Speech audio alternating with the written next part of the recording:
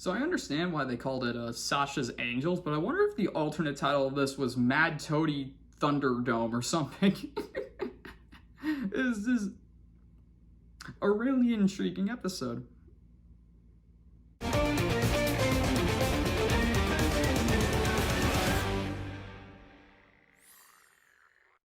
How is everyone doing today, guys? My name's Ticos, and we are back with another episode of Amphibia. This is episode 52A. Yeah, I'm, again, morning, tired, trying to get these in.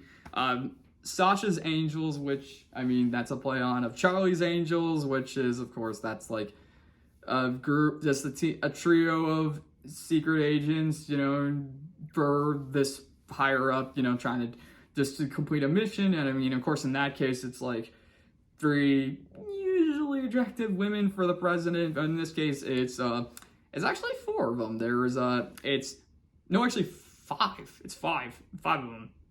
Yeah, there's 5 of them. So there's okay, I'm just gonna say right now, this is both a weird episode and a fun episode for me, because I wasn't entirely sure what this episode was going to be in terms of the title alone, you know, Sasha's Angels. But once we really got the ball rolling, I'm like, oh, I see where we're going with this. But even then, I'm like, wait, they're doing this? Like, so the whole thing starts with Sasha and Anne giving the Sasha's Angels, which is Loggle, Mrs. Croaker, Wally, Maddie, and Toadie. So there's 5 of them. They're giving him the brief on their latest mission, and that's them having to break into a marauder's camp, which is seemingly neutral in this entire war between Amphibia, or war for Amphibia.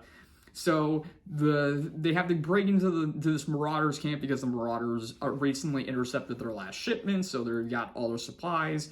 So that's basically their plan, is they're going to try and sneak in, but for Mrs. Croaker, Loggle, Wally, and Maddie, you know, they're ready to go. But for Toadie, on the other hand, he doesn't want to get his hands dirty because he wants to try and keep his sanity. So but Mrs. Croaker is like, no, you gotta. There's times that change. You gotta be able to play your part, and I know you're capable of it. So of course, the part of the episode is Toadie being able to unleash his madness, you know, because that was the thing. I'm like, I wonder if that's the thing for me. I'm like, I wonder if the alternate title of this was like Mad Toadie or something. I mean, granted, that doesn't sound as slick as Mad Max, so that's probably why. That's probably why Sasha's Angels probably work better for this, because they do work together as a team in this.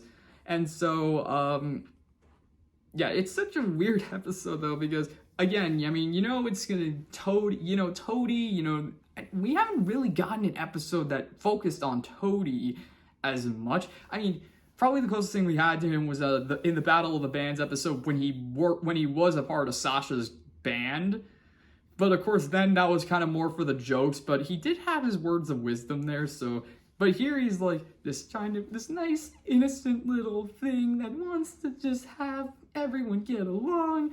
But yeah, so that's obviously not what happens in the slightest, because when they, along with Anne and Sasha, go to the Marauders camp, you know, they go, and at first they seemingly abandon, but I'm like, nope. First rule of invading a camp is if it's empty, it is definitely not going to be empty for long. So they do, yeah, it's all a trap. You get ambushed. Sasha and Anne are the ones who are able to get out, but unfortunately the rest of the group gets captured. And so Anne is like, well, we got to go back and get him. And Sasha's like, no, trust me. They can handle this. And it's like, so what are we going to do in the meantime? And they're like, I don't know, spar. And it's like, I mean, that was a weird moment, because I'm like thinking, well, Sasha trusts them enough to know what they're doing. But at the same time, I don't know if they are going to be able to get themselves out of that situation. So in this case, they actually are. And I'm glad they did. I'm glad they're able to do that. Granted, it is a bit like, come on, guys, we need to really get things moving. But, yeah, now, so Sasha and are sparring the entire time. I mean, granted, they do have talks of like Anne and Sasha, you know, because like for Anne, it's like, these people, I care about them, I hope they're all right. But Sasha's like, yeah, no, and like I do care about them too. It's just as leader, I have to make those tough decisions. It's like if we risk ourselves getting captured, both of us, all of a sudden, the leaders of this rebellion are gone. And it's like, yeah, that's kind of true. But granted, again, that's only like part of what the episode is, because the other half is the freaking Sasha's Angels group. And it's just, it's so crazy to see them in this, because again, you have Mrs. Croaker, who's the leader, you have Loggle, who's the muscle, you have Wally, who's the explosives expert, and you have Maddie, who's kind of like I guess she's kind of like she's both like a hunter and an assassin, if I'm trying to be in terms of like a specialist here. Because, you know, she has her curses, but she also has she has knives, daggers, Wolverine claws. That was such a weird cult flex. But, and then of course Toadie's just like, pencils? Post-it notes? It's like, okay. Yeah, but it turns out though that the leader of this freaking Marauders camp is Larry from the Cursed episode. You know, Larry the candy guy, Larry the candy man who turned freaking Anne into discount Big Bird and Sprig into discount the Lorax. So it's like, he's in charge of this whole thing, and I'm like, the amount of callbacks to season 1 is just getting ridiculous, and I'm just like, why? I mean, I'm not saying Larry was like a bad villain. He was a fun villain, but for him to be in charge of this freaking Marauders camp, okay, we're rolling with that. But yeah, so he pretty much is just like, I'm gonna turn you into candy, and I'm like, okay, Willy Wonka, we're going that path, huh? But obviously the group isn't gonna let that happen, so they try to escape. You know, Croaker comes up with her plan, and seemingly everything's going all right. That is until Mrs. Croaker gets knocked out, and so it's like, oh, we are not good. So, of course, for Toadie, you know, he's like, oh, no, this isn't good. I mean, I even knocked out Mrs. Croaker myself, because as they were trying to escape, one of the big brutes, who has one of the softest voices, like, hello, I'm just gonna grab you, throw you. Kind of sounded like Mickey Mouse, actually, even now that I think about it. But, yeah, he grabbed Toadie, threw him, and Mrs. Croaker, so, like, that's why Mrs. Croaker's knocked out. So Toadie feels like he really screwed up. But then it only gets worse when the guard takes his Post-it notes and his pencils and just breaks them all, and so Toadie gets really frustrated with that.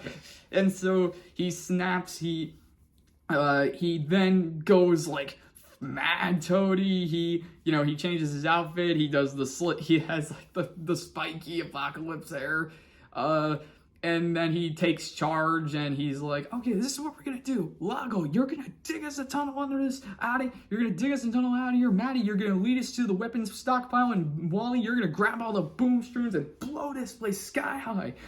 And yeah, that's pretty much what happens. That's like, and it's ridiculous, it's fun, but I also I really just had a ball with it, because it does lead to some pretty cool scenes. You know, I mean, obviously, we know what Maddie, Loggle, and Wally are capable of, and even Toadie, like, he has his moments, you know, and he deals with the big toad brute that threw him into Mrs. Croaker, or is it a frog? No, I think it was a toad. It's hard to tell.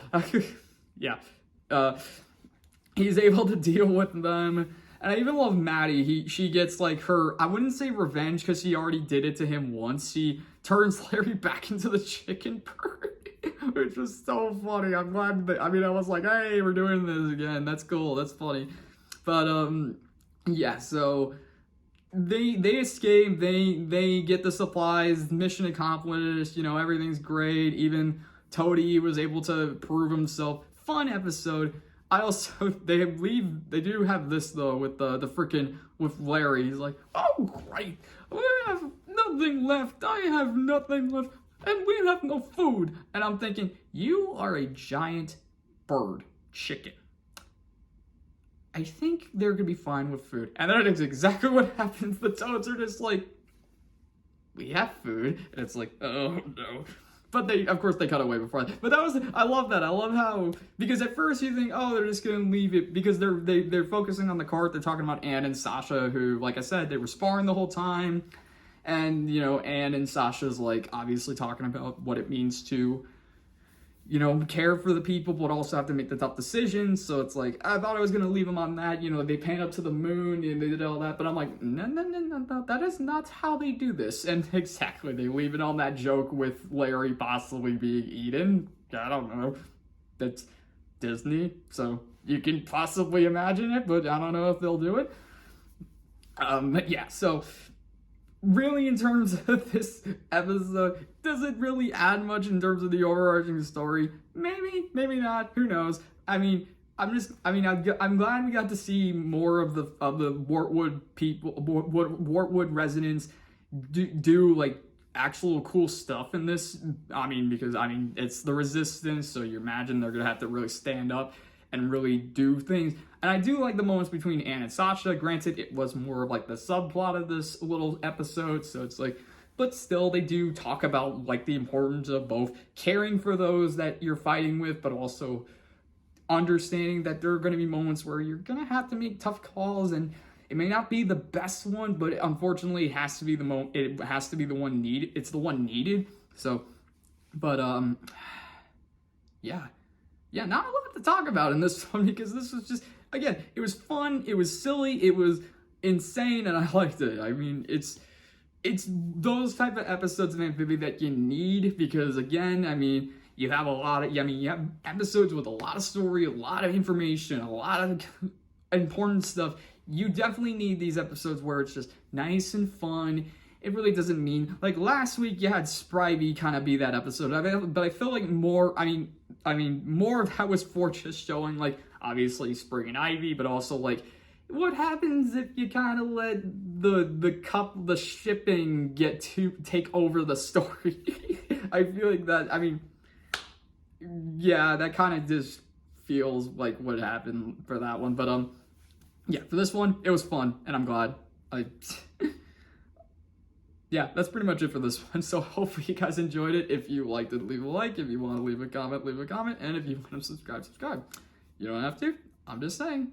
And with all that said, let's move on to the big one for this week. Holy crap.